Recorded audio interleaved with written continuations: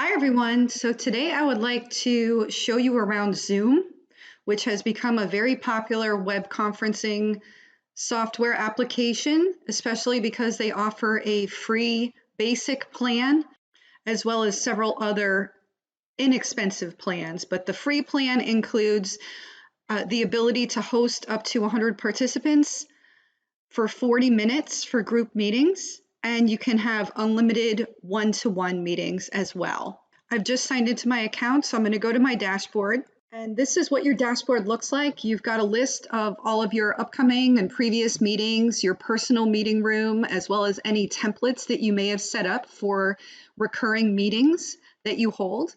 It's easy enough to schedule a new meeting. You can just click up here or here to schedule something in advance, and you can see that I've already set one up here. You can join someone else's meeting if you have their meeting code, or you can just host a meeting by yourself, which is what I've been doing to record all of these videos and screencasts for the lectures for this course. And then I bring them into Camtasia Studio to do the video editing. You can also host a meeting by yourself and then get in there and send invites to others as well. But what I want to point out a few things to you. First, what the different options are to schedule a meeting. And then I also want to show you over here on the left-hand side, you've got several menu items. Your profile will give you personal information about how to sign in to your personal meeting room. So I'm not going to go there. Webinars differ slightly from meetings, and you have to have one of the paid plans in order to host those, but meetings do just as well. And recordings, if you have a paid plan, you can record to the cloud, and this is where your recordings will live here under the cloud recordings. And then if you've recorded anything locally, this is how to get to those recordings. And then I'll be showing you in depth about the settings. But first, I'm going to go back to meetings and click into schedule a meeting. So it's pretty basic stuff. You'll name your meeting, add a description, add when it's going to be and how long. And once again, you have a 40-minute limit for the free plan. I would definitely add a passcode for your meetings just for security purposes, and also enable the waiting room. And you'll see that mine is automatically enabled, and that's because of my preferences that I've already set up under settings. As well, my video has been turned off automatically so that when I join meetings, my video is not on already.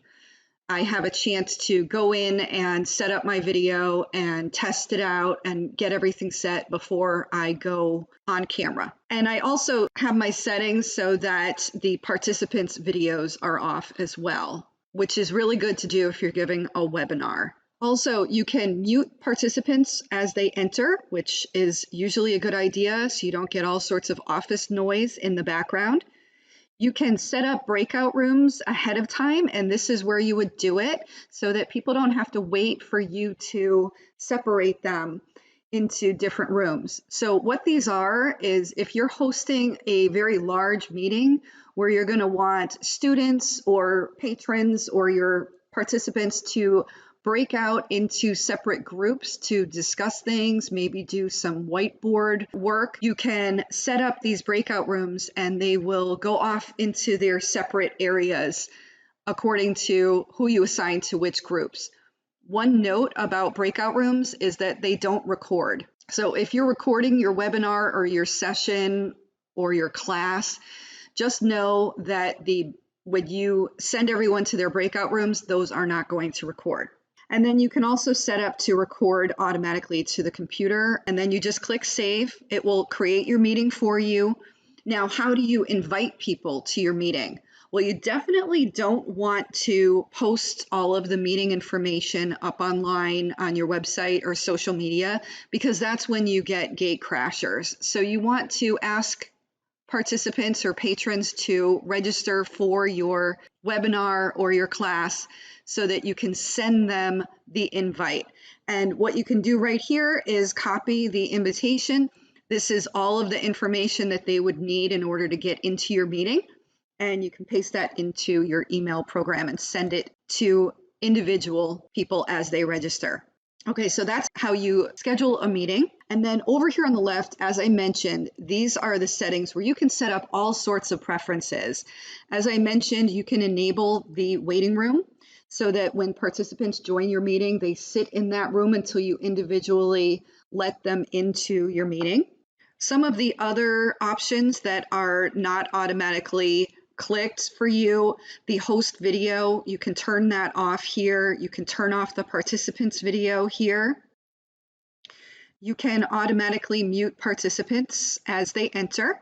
I also have turned off the use personal meeting ID when scheduling a meeting because I don't want to use my personal Zoom room and give out that information. I want Zoom to create a random meeting ID as I create new meetings. So I've shut that one off. These have to do with chat functionality. Once you're in the meeting, you can allow participants to take part in the chat and chat privately with particular people within the room. If you're really worried about security, you can turn off the file transfer option so no one will be able to send files to each other during your meeting. And then for screen sharing, I have it set so that only the host can share their screen. And this is particularly useful in a webinar scenario where you don't want the participants in your webinar to start sharing their screens. Annotations, this is something that I'm going to show you how to do once you're in the meeting. And this will allow people to share the annotated screen to access later. So this is a really good feature for brainstorming during meetings and webinars. And this is the same thing, saving the whiteboard for later. I have also enabled breakout rooms and allowing the host to assign participants to particular breakout rooms when scheduling meetings. As far as captioning, you can, with a basic plan, assign someone in your meeting to type captions in order to add closed captioning. With a pro plan, you can request an audio transcript. This is an option with that plan where you can have Zoom transcribe the audio on meetings that you are recording in the cloud. But a basic plan, you can't record to the cloud, so that's not an option. But you can have people type these up within your meeting if that's something that you want to do. And I've got virtual backgrounds enabled and video filters so that people can apply filters to their videos. Okay, and that's it as far as the settings that I wanted to point out to you. So without further ado, let's go ahead and host a meeting and I'll show you what that looks like. I'm going to host with video on so that you can see me. And it's asking me if I want to start one of the meetings that I've scheduled, but I'm just going to start a new meeting. Open Zoom meetings. Okay, so I'm getting a preview here. I'm going to join with computer audio. I'm going to expand this screen here. Okay, so it's got my virtual background. I can click over here next to stop video and I can click in to choose a different virtual background if I'd like. And I have already demoed for you virtual backgrounds, so I'm not going to go too much into that. But what I want to show you, okay, is that this is where your settings for this meeting in particular live. So you can click around, and one that I want to show you is under video, and this is where I had enabled participants to be able to add filters to their video. Under my video, you can click touch up my appearance. Okay, and I don't know if you could see that, but it softened my video a little bit and added a bit of an airbrush filter. So that's one that I usually like to do. Okay, and I can change anything else here as well, but I'm not going to fiddle around with those right now. So I want to show you the rest of the settings that you'll be interested in. I'm going to leave the audio settings alone for now, but when you're in a meeting, it's usually a good idea if someone else is talking to just mute your microphone and then bring it back on when you want to speak. You can see all of the participants in the meeting by clicking here. You can also see and take part in chat if you click just on that chat there. And you can see that this, and you can make any one of these boxes smaller or larger just by doing this. You can see that I'm the only participant. Here's the group chat. Here's where I can chat. And I could set that to go to a particular person versus everyone by just clicking this drop-down menu here, but there's no one else in the meeting.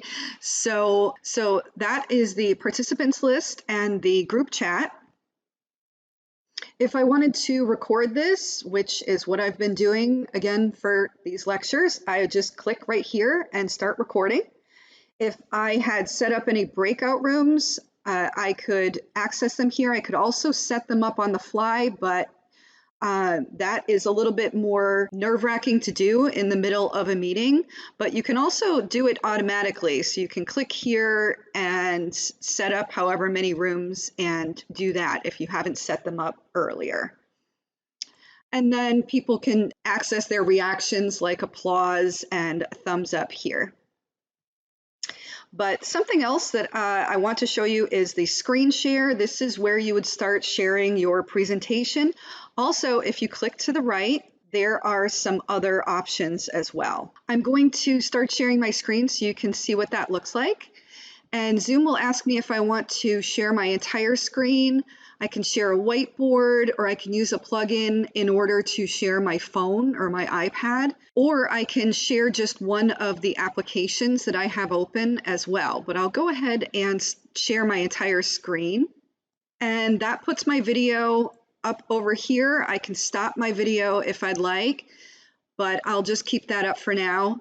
Up at the top, you have all of the same options that you had at the bottom, only you have to mouse over this menu in order to get it to come down and give you the choices. And so if you go to more, this is where you can do all of those extra things like breakout rooms. You can bring up the chat box as well, where you can see what people are saying in your meeting. This is also where your polls would be if you had set up any polls ahead of time.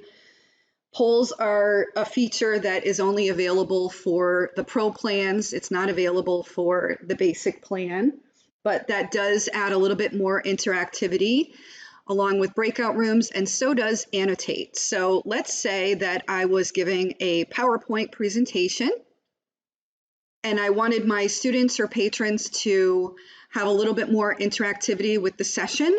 I could tell them to access their Annotate tools up at the top here, and you can click on that to get a toolbar of annotation tools.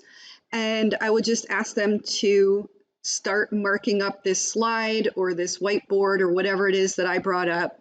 So I will just show you how some of these work. Place a check. I can draw. I can add text.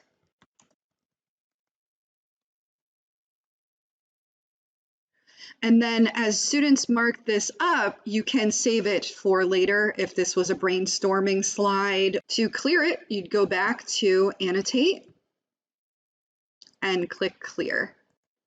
Clear all drawings. And then you can move on in your presentation. And then to stop sharing, you would click here. That would stop sharing your screen. If you were recording, you would click here and it would end the recording, or you could just end the meeting and it would automatically stop your recording and then download it to your computer. So this is a good way to have a live program, a live instructional session, or a live meeting. And if you have a pro account, then you can also stream this live session to Facebook Live, other social media like YouTube Live, Instagram Live, by going through your settings that I showed you earlier. And I think that's all that I have to show you about Zoom. Thanks for watching.